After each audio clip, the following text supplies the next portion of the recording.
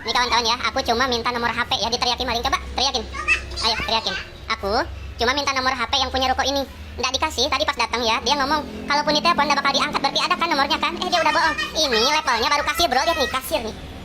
Berikut ini video viral niat mau tagih utang. Pria ini malah diteriaki maling oleh penjaga kasir.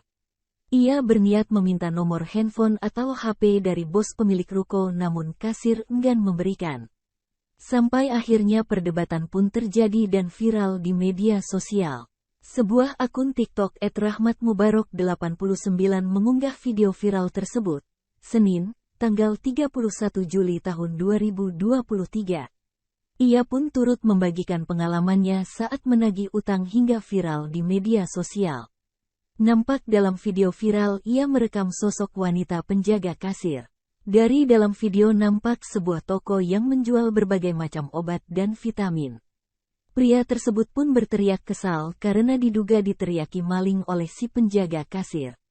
Padahal ia hanya ingin meminta nomor HP dari pemilik ruko namun tak diberikan. Ia pun menyindir sikap si penjaga kasir yang diduga semena-mena kepadanya. Si penjaga kasir pun nampak tak terima dan turut merekam aksi dari pria tersebut. Keduanya pun saling merekam satu sama lain. Wanita pun turut menjelaskan sesuatu namun tak terdengar jelas.